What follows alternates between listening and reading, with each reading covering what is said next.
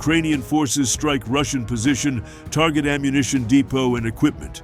Ukraine's defense forces struck an enemy artillery position, significantly reducing its combat capability on one of the key sections of the front. The first confirmed result as a result of the strikes was the destruction of an enemy artillery piece by members of the 40th Separate Artillery Brigade.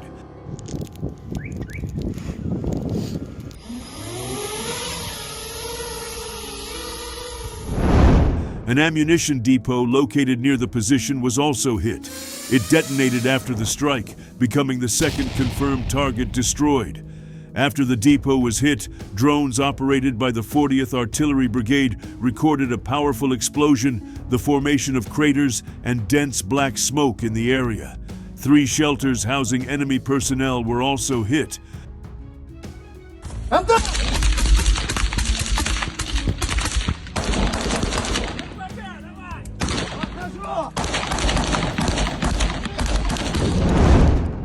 According to available information, the enemy suffered significant personnel losses, 13 wounded and 6 killed.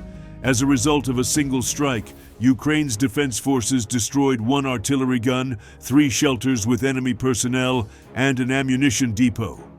The destruction of this enemy artillery position significantly reduced the enemy's fire capabilities in this area, Ukraine's ground forces stated. Previously, it was reported that the arsenal of the 40th Artillery Brigade was reinforced with Bodana towed howitzers.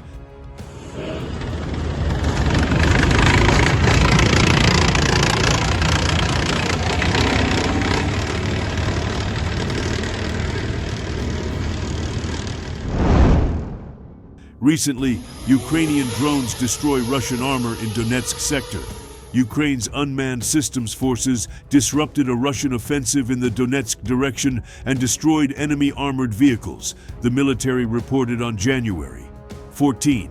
Fighters of the 414th Separate Unmanned Systems Brigade, known as Magyar Birds, struck Russian tanks and armored vehicles, preventing Russian troops from launching an assault toward Ukrainian defensive positions.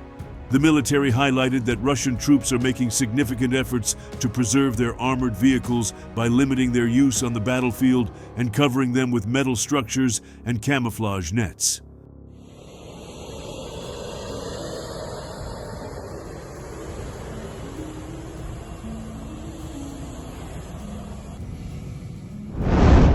The published video shows the destruction of at least 2 tanks, an MTLB armored personnel carrier, and an infantry fighting vehicle. Ukraine's General Staff reported that Russian forces lost 6 tanks and 3 armored combat vehicles over the past day.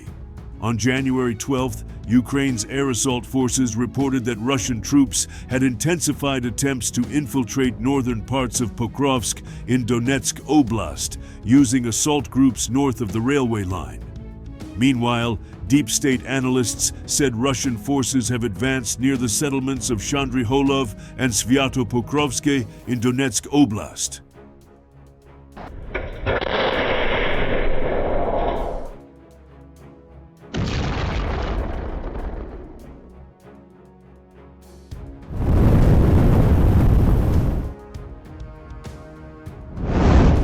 Meanwhile, 70 Russian soldiers destroyed during assault near Kharkiv, Kharkiv claims in new video. A large group of Russian soldiers crossing snowy ground north of Kharkiv was obliterated by drones, artillery, and infantry, Ukraine's Kharkiv Brigade said on January 15th, killing around 70 of them. The Kharkiv Brigade repelled an attempted assault by the Russian Federation and destroyed about 70 Russian occupiers. For a week, Russian occupation forces attempted to storm the area of responsibility of the 13th Brigade of the NGU Kharkiv, north of Kharkiv.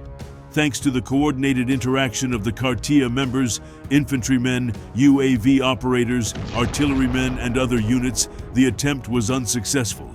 A video shows Russian soldiers being targeted by drones and artillery.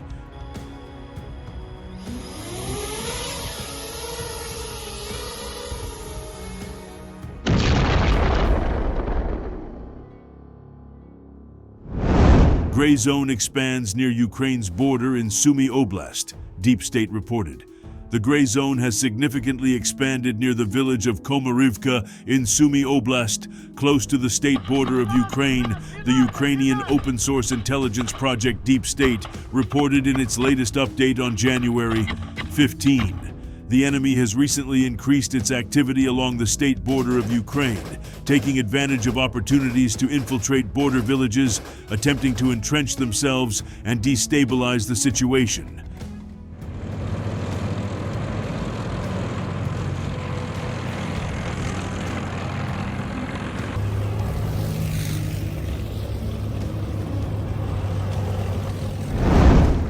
According to the report, Russian forces are probing for weaknesses with the intent to establish a foothold and spread instability in the region. The enemy is testing the ground and attempting to entrench themselves in locations like Komarivka and Hrabovsky. These incursions are aimed at expanding zones of influence and operational control. Ukraine's defense forces are actively responding to these movements by targeting Russian infantry as they attempt to consolidate positions. However, full neutralization is reportedly not always possible.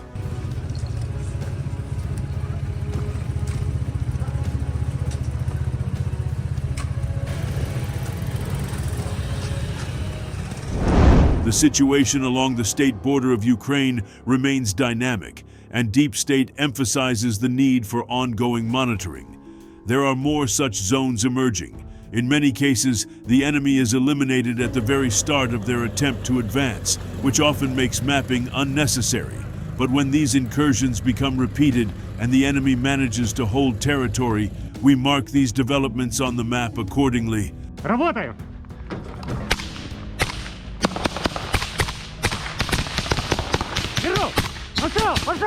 Пошел!